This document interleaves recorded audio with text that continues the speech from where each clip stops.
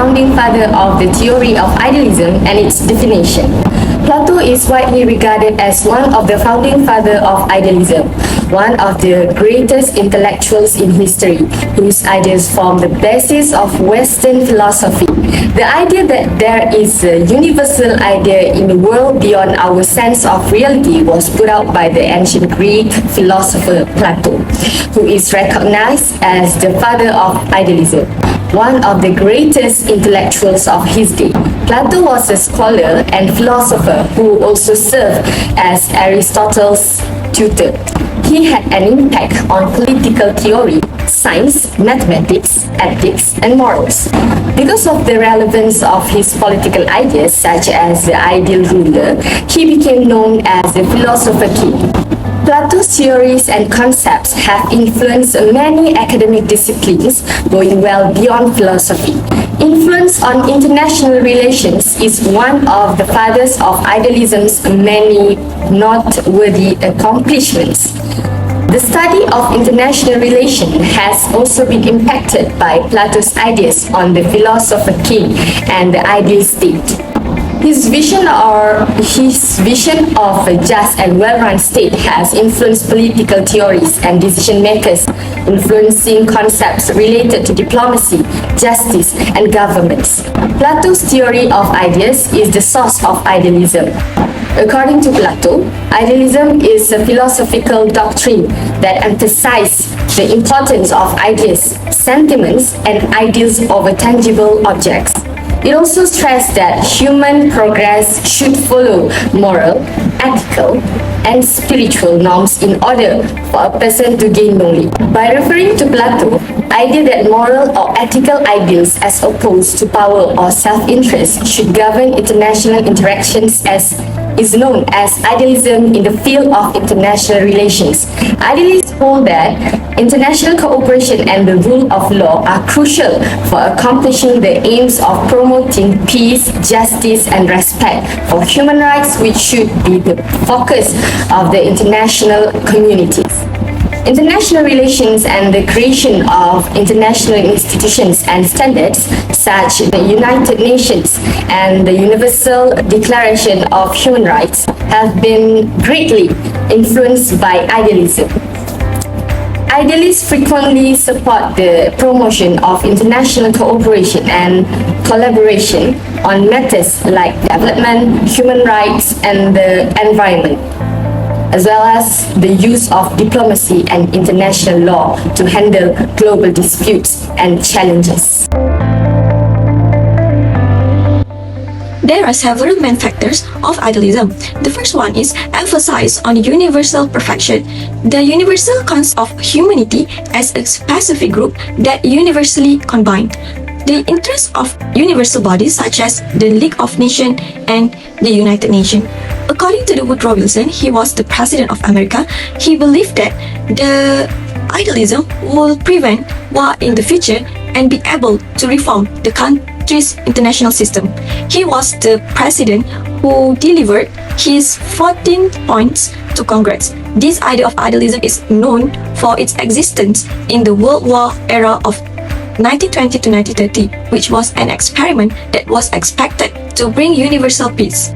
The League of Nations considered capable of institutionalizing relations between nations and governed by set of international law that can maintain world peace. The universal perfection that governs the power prevents the world system. The world governments must be empowered to control the power of nations. With an emphasis of universal perfection, it avoids misunderstandings that could lead to war. Besides that, emphasize on the power of reason. Idealism emphasizes the primacy of mind and self. Idealism believes that the mind is real, as reality is closely related to the mind, ideas, and self. According to the John Locke, he taught that every individual has the freedom to govern himself. Freedom is protected by laws that apply to countries, so that countries become instrument to protect individual freedom constitutionally, not as a tool of power. Humans who are civilized and given a suitable environment can live in peace and can cooperate in a society that complies with the laws and regulation agreed upon by society. For example, the spirit of education and democracy, including increased democratic control over foreign policy, can empower world public opinion. After that, emphasize on the existence of a natural harmony interest between all people. Countries in the world want to create world peace, and international relations are basically developed to create peace. Idealism is also of the view that the interaction between countries is not limited to politics or security, but can exist in the form of culture. Despite difference in behavior, cultural norms, values, habit, and tastes, idealists think that humans are fundamentally uniform and equal, regardless of ethnic, social, culture, and religious background. All human beings want the same things in terms of safety, welfare, recognition, and respect. According to the Immanuel Kant, all are bound by the same morality, with its foundation in human rights and the principle that people should be respected as an in themselves and never treated as a mere means. The existence of this idealism is to overcome prejudice and resist the machinations of evil force, because idealism sees war as an evil thing that happen accidentally. Many countries have their own sovereignty, and to maintain that sovereignty requires military strength. It becomes a national need rather than creating misunderstandings between countries that lead to a breakdown in relation. To explain further on SWOT analysis of idealism theory. First, let's take a look on idealism strength. Idealism focuses on good core principles. The theory believes that human nature is essentially good or altruistic, and people are therefore capable of mutual aid and collaboration. The fundamental human concern for the welfare of others progress possible. Bad human behavior is the product not of evil people, but evil institutions and structural arrangements that motivate people to act selfishly and to harm others, including making war and more. This principle illustrates the movement in idealists theorizing from the individual level to the state level and next to the international level. Moving on to the weaknesses of idealism. The theory believes international politics is anarchical, and anarchy is the permissive causes of war. Therefore, war and conflict are ultimately located at the international level and cannot be eliminated, because anarchy cannot be eliminated. However, the theory was argued by Kegley when he said international politics can be reorganized around international society rather than international anarchy, potentially eliminating problems like war and conflicts without replacing international anarchy with international hierarchy. Then, the opportunity of idealism is encouraged forming a democracy organization. Democracy is the best form of organization because it is the least restrictive on its people. It is the least repressive. It is the form of governance that most encourage freedom of expressions among its people. Democracy is government by the people. So the voice of any democratic sovereign nation-state is really the collective voice of its people. This is important because, as all idealists believe, people are basically good. If they are free to express their goodness within their state, then this goodness moves up to the individual level, to the state level. And last but not least, one of the idealism thread is its influence over international relations. Scholars and practitioners has won over the years. This is because over time, realism has won most of the important intellectual debates during World War II and the Cold War. The idealism theory started showing its downfall during World War I as President Woodrow Wilson claimed the theory has failed to make the world safe for democracy.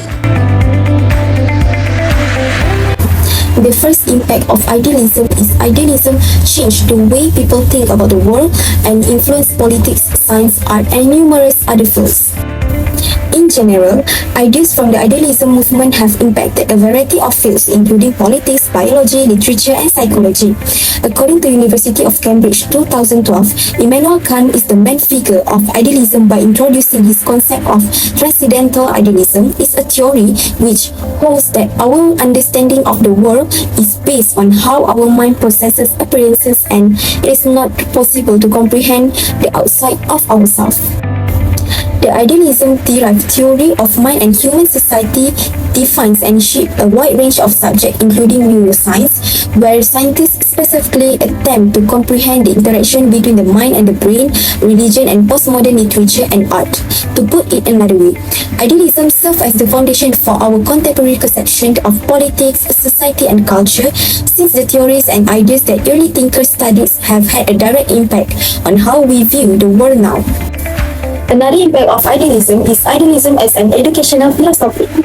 Basically, idealistic education is holistic, where it emphasizes on the development of critical thinkers and the introduction of large concepts over specific skills.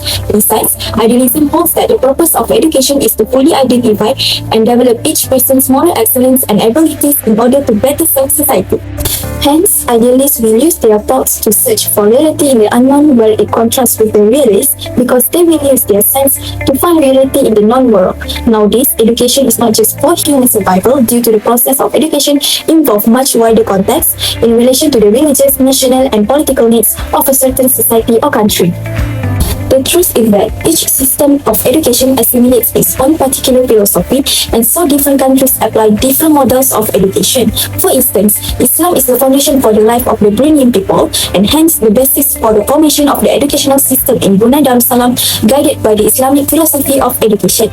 The Islamic philosophy of education comprises general and comprehensive concepts that are unique and distinctive.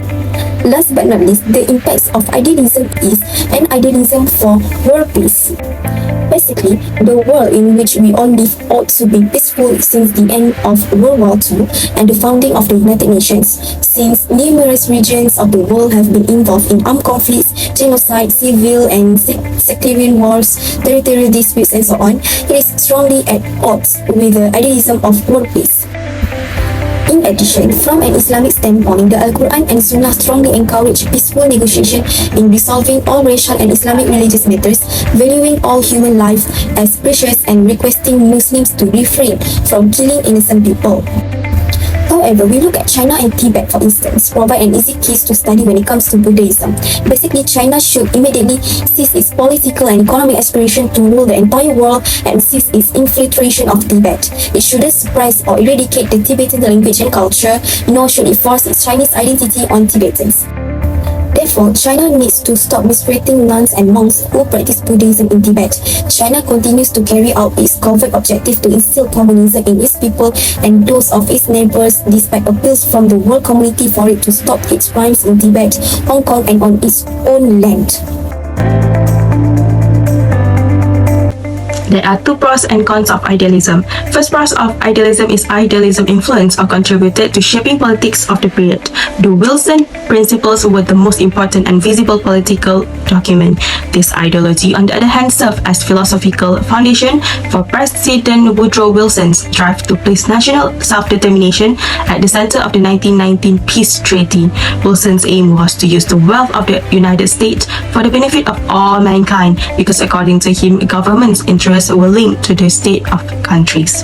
At first, some historians criticized Wilson for being a realist rather than idealist, since they believed that participation in the League of Nations was a political necessity and that peace would benefit the United States. Wilson, on the other hand, opposed war since, according to him, wars have no winners. As a result, NATO is one of the Wilson's principles achievements today, and there are still countries that desire to join NATO. The second cause of idealism is idealism focused on the development of the education. Idealists have long emphasized the significance of mind over matter. According to Platonic idealists, a proper education should include an examination of such areas as arts and science, which might lead pupils to the more speculative and abstract topics of mathematics and philosophy. For the idealists, the most important thing is to arrive at the truth, and truth cannot be ever-shifting. The pursuit for truth, according to Austin, is a search for God, and real education leads to God, because God is a pure idea. God can only be attained by contemplation of ideas. Hence, real education is concerned with ideas rather than matter. As an example, the modern education system in Tibet includes the study of science and technology, mathematics, social science, economics, management and planning, and most art subjects. In Tibet, they also translate all Tibetan educational instruction into Tibetan. It encompasses the study of Tibetan language, valid cognition, which is pramana, and Tibetan language. Meanwhile, there are two cons of idealism. The first con of idealism is the class conflict has effect in the international relations. Marxists contend that while class strife has an impact on international affairs, fundamental elements like divisions between the rich and the poor and states do not conform to idealistic notions. This is due to the argument that the internal problems of capitalists caused World War I rather than the absence of an institution capable of averting it. Because of this, capitalists must fight to supply the raw materials needed for the democracies to have a warrior character in opposition to idealists. Whereas idealists place a strong emphasis on bilateral ties and claim that greater trade between countries will stop wars from breaking out and close all avenues for conflict. However, realists contend that there is a hierarchy in international relations and that commerce and the economy are not at the top of this hierarchy. In summary, idealists mistakenly thought that they could control international politics by working with international institutions, international law, and the militarization treaties rather than by comprehending the intricacies of state policies. Realists discuss power and how it functions in reality and history. They distinguish politics between utopia and reality by arguing that in order to stop conflict, people should focus more on reality than utopia. The second con of idealism is idealism has no freedom. Given the limitations of human activity and interactions, public administrators can never arrive to a perfect solutions. To some degree, the Great Society, the New Deal, and reinvention have all failed. This section examines a case study of mental models, total failure to extract the lessons of public administrators could apply to employ principles more successfully. This fall of communism in the Soviet Union and Eastern Europe has been one of the idealism's most notable setbacks in the previous generations. This section uses the emergence and fall of Afro-Marxism in West Africa over the previous two generations as a dramatic example of idealism failure. Given the extreme poverty on the continent, the explosive failure of state-sponsored economies in Africa is especially significant, while the Soviet Union's failure to implement communist goals surely caused significant social and economic hardship. The similar principles failure in nations like Mali and Benin resulted in extreme unemployment and even malnutrition. Now, I will summarize and conclude our video presentation. Idealism theory. It can be summarized as spiritual knowledge, ideas, and emotions that has the potential to benefit nations and the global community. It was because idealists advocate for global peace and contending war as an unethical actions that undermines the pursuit of peace. Furthermore, the advancement of education can be enhanced when idealist theories are implemented in the moral excellence of the individual from a quality educational system. Idealism theory also has created big achievements until today, such as the formation of the United Nations UN and the Universal Declaration of Human Rights UDHR, which promote human rights, justice, and peace within the framework of international relations. Finally, we would like to express our individual viewpoint regarding to the idealism theory. We believe idealism theory is still relevant until today, despite the fact that realism has prevailed in the international politics. It was because idealism is still applicable to other fields such as education, society, and culture. This was due to the fact that idealism formulated the framework by which the human mind perceived and engaged with the world.